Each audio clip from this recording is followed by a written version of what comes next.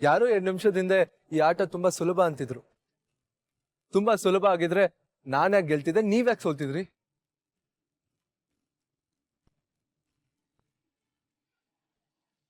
ಈ ಹುಡುಗಿ ಮನೆಯಿಂದ ಹೋಗೋ ತನಕ ಪ್ರದ್ಯುಮ್ನ ಯುಕ್ತಿಗೆ ಸಿಗಲ್ಲ. ಯುಕ್ತಿಗೆ ಪ್ರದ್ಯುಮ್ನ ಸಿಗದಿದ್ರೆ ನನ್ನ ಸೇಡ್ತೀರ. ಇವರಿಬ್ರು ಮದುವೆ ಆಗದಿದ್ರೆ ನಾನು ಮಾಯಿನ ಮನೆಯಿಂದ ಹೊರಗೆ ಹಾಕೋದು ಹೇಗೆ?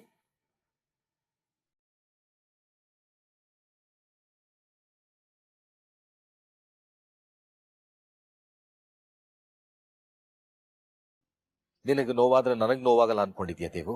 ನೋವು ಕೊಡೋದು ಯಾಕೆ, ಕಣ್ಣೀರೋರ್ಸೋದು ಯಾಕೆ? ತುಂಬಾ ಪ್ರಯತ್ನ ಪಟ್ಟೆ ದೇವು. ಅವನನ್ನ ನನ್ನ ಮಗ ಅನ್ಕೋಬೇಕು ಅಂತ ತುಂಬಾ ಪ್ರಯತ್ನ ಪಟ್ಟೆ. ಅವನ ಮೇಲೆ ಪ್ರೀತಿ ಇದೆ ಅಂತ ಅಲ್ಲ, ನಿನಗೆ ನೋವಾಗುತ್ತೆ ಅಂತ, ನಿನ್ನ ಸಂತೋಷದಲ್ಲೇ ನನ್ನ ಸಂತೋಷ ಸಿಗುತ್ತೆ ಅಂತ. ಆದ್ರೆ ನನ್ನ ಕೈಲಿ ಆಗ್ತಾ ಇಲ್ಲ. ಯಾಕ್ರಿ ಆಗಲ್ಲ? ಯಾಕೆ ಅಂದ್ರೆ ಇವನು ನಗ್ನಗ್ತಾ ಮನೇಲಿ ಓಡಾಡ್ದಾಗ್ಲೆಲ್ಲ, ಎಲ್ರು ಇವನನ್ನ ಮುದ್ದು ಮಾಡ್ದಾಗ್ಲೆಲ್ಲ, ಮಾಯಿ ನೀನೇ ವಾರಸ್ದಾರ ಅಂದಾಗ್ಲೆಲ್ಲ ಪ್ರಪಂಚನೇ ನೋಡಸತ್ತ ನನ್ನ ಮಗ ನೆನಪಾಗ್ತಾನೆ ದೇವು. ಅವನು ಹೋದ ಅಂತಾನೆ ಇವನನ್ನ ದೇವ್ರ ನಮ್ಮ ಹತ್ರ ಕಳಿಸ್ತಾರೆ.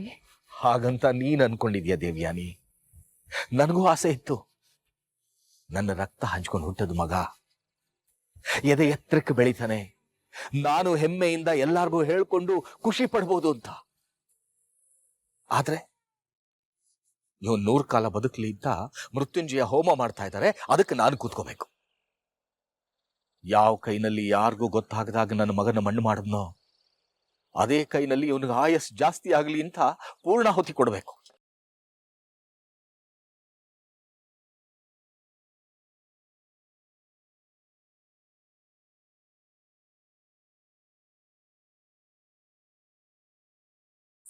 ನೀವಿಷ್ಟೊಂದು ಸಂಕಟ ಅನುಭವಿಸ್ತಾ ಇದ್ದೀರಾ ಅಂತ ನಮ್ಗೆ ಗೊತ್ತಿರ್ಲಿಲ್ಲ ರೀ.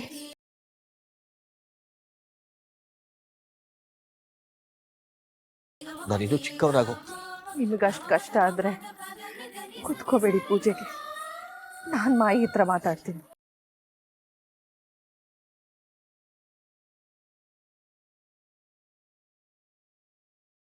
ಮತ್ತೊಮ್ಮೆ ಆಡೋಣ ಆಪದ್ ಬಾಂಧವ. ಈ ಬಾರಿ ನಿನ್ನನ್ನು ಖಂಡಿತ ಸೋಲಿಸುತ್ತೇನೆ. ಹೌದಾ? ಮತ್ತೆ ಆಡ್ತೀರಾ?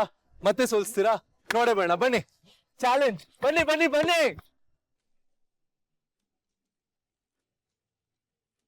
ಪ್ರದ್ಯುಮ್ನಂಗೆ ಇಷ್ಟು ಖುಷಿಯಾಗಿರೋ ಹಕ್ಕೇ ಇಲ್ಲ. ಮೊದಲು ಇದರ ಬಗ್ಗೆ ಏನಾದ್ರೂ ಮಾಡ್ಲೇಬೇಕು.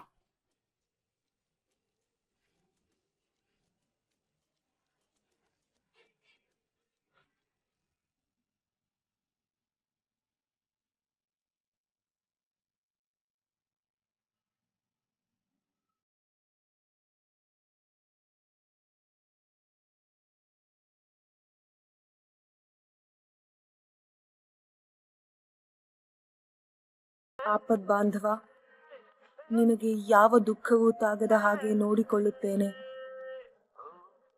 ಯಾವುದೋ ಬೇರೆಯ ಲೋಕದಲ್ಲಿ ಅನಾಥವಾಗಿ ಬಿದ್ದವಳನ್ನ ಕೈ ಹಿಡಿದು ಎತ್ತಿ ಮನೆಗೆ ಕರೆತಂದವನು ನೀನು. ನೀನು ಖುಷಿಯಾಗಿರಬೇಕು, ಅದು ಈ ಆಮ್ರಪಾಲಿಯ ಜವಾಬ್ದಾರಿ.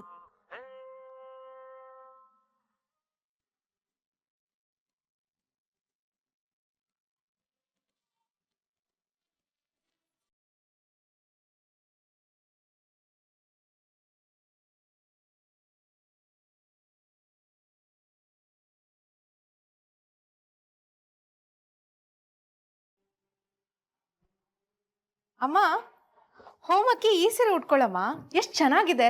ನೀನ್ ಯಾವತ್ತೂ ಉಟ್ಕೊಳ್ಳೋದೇ ಇಲ್ಲ.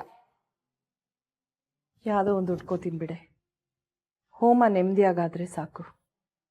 ಹಾಗಂತ ಯಾವುದೋ ಒಂದು ಸೀರೆ ಉಟ್ಕೊಳಕ್ಕಾಗತ್ತಾ? ನಾನು ಹುಡುಕ್ತೀನಿ ಇರು.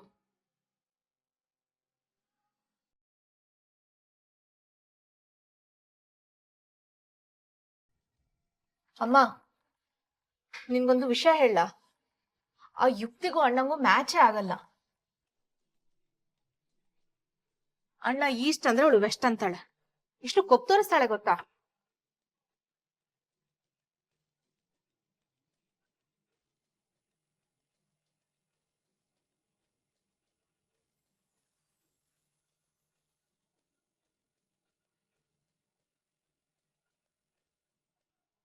ಅಮ್ಮ ಯಾಕೆ ನೀವು ಏನು ಮಾತಾಡ್ತಾನೆ ಇಲ್ಲ? ಅನ್ಯ ಮೊದಲು ಹೊರಗೋಗ್ ನೀನು.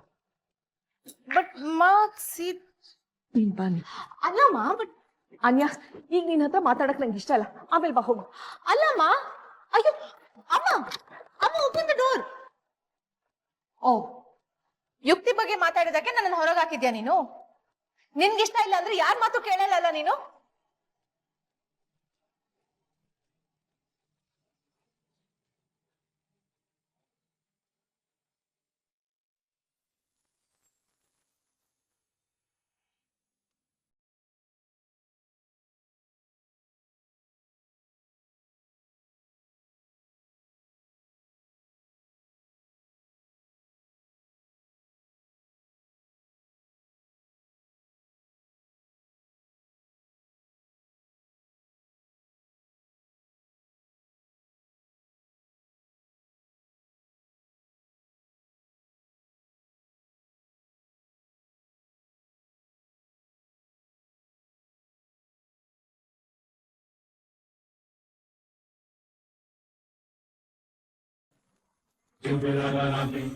ಮನೇಲಿ ಬೇರೆ ಇಷ್ಟೊಂದು ರಬ್ಬ ಆಗ್ತಾ ಇದೆ.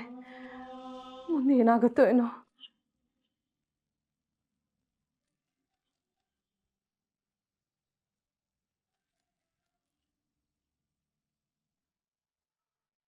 ಹಲೋ ಫ್ಯಾಷನ್ ಡಿಸೈನರ್, ಯಾಕೇನಾಯ್ತು? ಯಾಕೆ ಡಲ್ ಆಗಿದ್ಯಾ?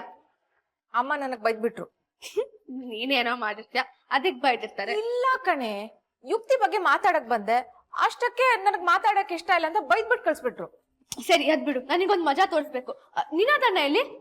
ನನ್ಗೇನ್ ಗೊತ್ತು, ಇಲ್ಲೇ ಎಲ್ಲೋ ಇರ್ತಾನೆ. ಸರಿ ನೀನ್ ಬಾ.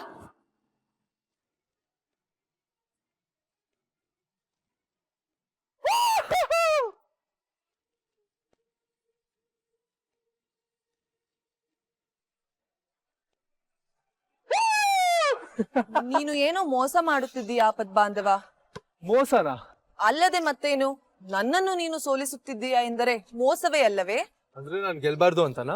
ನಾನೆಂದಿಗೂ ಸೋತೇ ಇಲ್ಲ ಆಪದ್ ಬಾಂಧವ. ಇಡೀ ಗಂಧರ್ವ ಲೋಕದಲ್ಲಿ ನನ್ನನ್ನು ಮೀರಿಸುವವರು ಯಾರೂ ಇಲ್ಲ. ಹೀಗಿರುವಾಗ ನೀನು ನನ್ನನ್ನು ಸೋಲಿಸುವುದು ಎಂದರೇನು? ಆಯ್ತು, ನಿಮ್ ಗಂಧರ್ವ ಲೋಕದಲ್ಲಿ ನಿಮ್ಮನ್ನ ಸೋಲ್ಸೋರು ಯಾರು ಇಲ್ಲ ಅಂತಾನೆ ಅನ್ಕೊಳ್ಳಿ. ಆದ್ರೆ ಇದು ಭೂಲೋಕ, ಇಲ್ಲಿ ನಿಮ್ಮನ್ನ ಸೋಲ್ಸಕ್ಕೆ ನಾನಿದ್ದೀನಿ.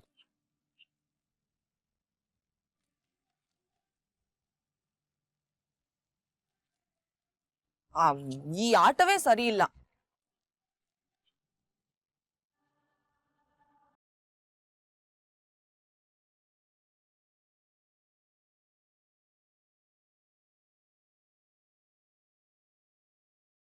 ಬಟ್ ಗುಡ್ ಗೇಮ್, ಚೆನ್ನಾಗ್ ಆಡಿದ್ರಿ.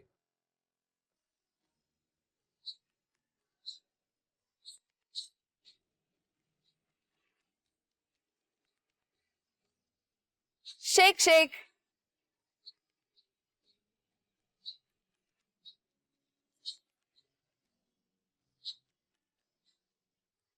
ನಾವ್ ಆಗಲ್ಲ ಅಂದಿದ್ದನ್ನ ಆಮ್ರಪಾಲಿ ಮಾಡೇ ಬಿಟ್ಲು. ಇವರು ಒಂಥರ ವಿಚಿತ್ರ ಅಲ್ವಾ? ಒಂದೊಂದ್ಸಲ ಏನೇನೋ ಮಾತಾಡ್ತಾ ಇರ್ತಾರೆ, ಅರ್ಥನೇ ಆಗಲ್ಲ. ಆದ್ರೆ ಮನ್ಸು ತುಂಬಾ ಒಳ್ಳೇದು. ಪಾಪ, ಆಕ್ಸಿಡೆಂಟ್ ಆಗೋಕ್ಕಿಂತ ಮುಂಚೆ ಚೆನ್ನಾಗೇ ಇದ್ರು ಅನ್ಸುತ್ತೆ. ಇವಾಗ ಗಂಧರ್ವ ಕನ್ಯೆ ಅಂತೆಲ್ಲ ನಂಬಿಟ್ಟಿದ್ದಾರೆ. ನಂಬಿರೋದಲ್ಲ, ಅವಳು ಗಂಧರ್ವ ಕನ್ಯೆನೆ. ಸುಮ್ನೆ ಬೊಗ್ಳೆ ಬಿಡ್ಬೇಡ ಬೃಂದ. ಬೊಗ್ಲೆ ಅಲ್ಲ ಅನ್ಯ. ನೋಡಲ್ಲಿ ಅಣ್ಣ ಎಷ್ಟು ಖುಷಿಯಾಗಿದ್ದಾನೆ. ಇದನ್ ಮನುಷ್ಯ ಕೈಲಿ ಮಾಡಕ್ ಆಗ್ತಾ ಇರ್ತಾ ಹೇಳು? ಅದಕ್ಕೆ ಹೇಳಿದ್ದು ಆಮ್ರಪಾಲಿ ಗಂಧರ್ವ ಕನ್ಯೆ ಅಂತ.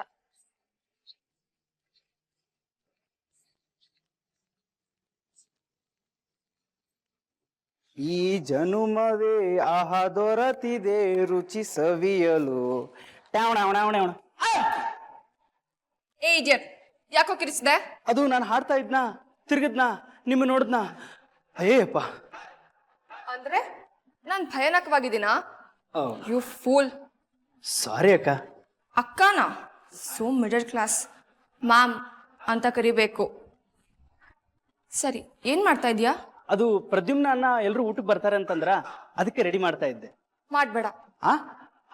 ಅಲ್ಲ ಅಕ್ಕ, ಮ್ಯಾಮ್ ಅಣ್ಣ ಹೇಳಿದ್ರು. ನಿಮ್ ಅಣ್ಣಂಗೆ ನಾನು ಹೇಳ್ತೀನಿ, ಎಲ್ರಿಗೂ ಊಟ ತರಿಸಿದ್ದೀನಿ, ಹೊರಗಡೆ ಹೋಗಿ ತಗೊಂಡ್ ಬಾ. ಹೋಗೋ. ಆಯ್ತು ಮ್ಯಾಮ್. ಅಕ್ಕ ಮ್ಯಾಮ್, ಅಕ್ಕ ಮ್ಯಾಮ್. ಗೋಪು ಎಲ್ಲೋಗ್ತಿದ್ಯಾ? ಅಣ್ಣ ಅಕ್ಕ ಮ್ಯಾಮ್ ಅಕ್ಕ ಮ್ಯಾಮ್ ಅಯ್ಯೋ ಗೋ ಯುಕ್ತಿ, ನೀನೇನ್ ಮಾಡ್ತಿದ್ಯಾ ಅಲ್ಲಿ?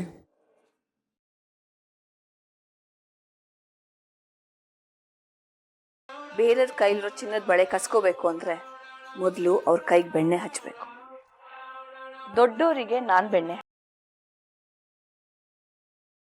ಪಡೋ ಹಾಗೆ ಮಾಡು. ಕಂಟ್ರೋಲ್ ಯುಕ್ತಿ, ಕಂಟ್ರೋಲ್. ಆಮ್ರಪಾಲಿ, ಆವಾಗಲೇ ನಾನು ಆ ಥರ ಮಾತಾಡಬಾರ್ದಾಗಿತ್ತು. I am sorry.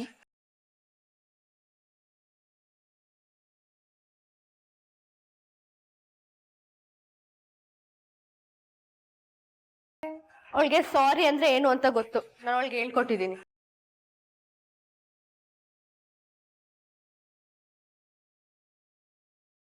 Okay Amrapali, ಸಾರಿ.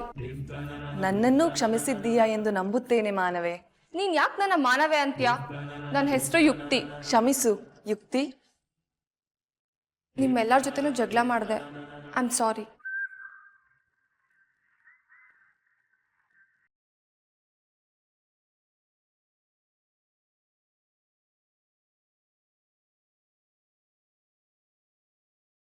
ಯುಕ್ತಿ ಸಾರಿ ಕೇಳ್ತಾ ಇದ್ದಾಳೆ.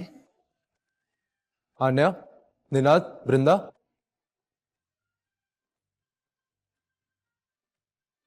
It's okay. ನಿಮ್ಮೆಲ್ಲರಿಗೂ ಒಂದು ಸರ್ಪ್ರೈಸ್ ಇದೆ.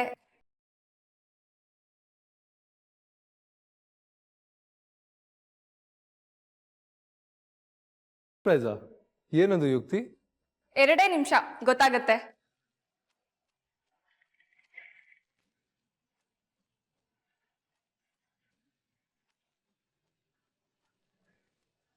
ಯಾಕಂದ್ರೆ ತುಂಬಾ ಒಳ್ಳೆ ಮುಹೂರ್ತ ಅಂತೆ ಅದಕ್ಕೆ. ಮುಂದೇನೂ ಒಳ್ಳೆ ಮುಹೂರ್ತ ಬರುತ್ತೆ. 6 ತಿಂಗಳು ಕಾಯ್ಬೇಕಷ್ಟೆ. ಇವರಿಬ್ರು ನಕ್ಷತ್ರಕ್ಕೆ ಇಷ್ಟೊಳ್ಳೆ ಮುಹೂರ್ತ ಬರೋಕ್ಕೆ ಇನ್ನು 2 ವರ್ಷ ಕಾಯ್ಬೇಕಂತೆ. ಈ ಮುಹೂರ್ತ ತುಂಬಾ ಶ್ರೇಷ್ಠ ಅಂತೆ. ಮದ್ವೆ ಅಲ್ದಿದ್ರು ನಿಶ್ಚಿತಾರ್ಥ ಆದ್ರೂ ಮಾಡಿಸಿ ಅಂತ ಹೇಳಿದ್ರು ಸೋಮ್ಯಾಜಿಗಳು. ಅವ್ರು ಅಂದಿದ್ ಸರಿ, ಆದ್ರೆ ಮಾಯಿ ಏನಂದ್ರು ಅಂತ ಗೊತ್ತಲ್ವಾ? 6 ತಿಂಗಳು ನಿಶ್ಚಿತಾರ್ಥದ ಬಗ್ಗೆ ಮಾತಾಡೋ ಹಾಗಿಲ್ಲ ಅಂದ್ರು. ಅದಕ್ಕೆ ಎಲ್ಲರೂ ಒಪ್ಕೊಂಡಿದ್ದೀವಿ ಕೂಡ.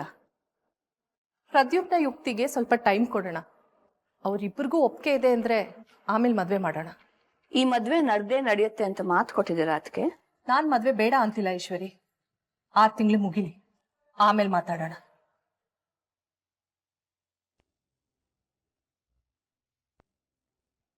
ಸಮಸ್ಯೆಗೆ ಪರಿಹಾರ ಸಿಕ್ತು ಅಂತ ಬೀಗ್ತಿದ್ದೀರಲ್ಲ ಅದಕ್ಕೆ. ಹೋಮದ ದಿನ ನೀವೇ ನಿಮ್ಮ ಮಗನ ನಿಶ್ಚಿತಾರ್ಥ ಮಾಡ್ತೀರಾ?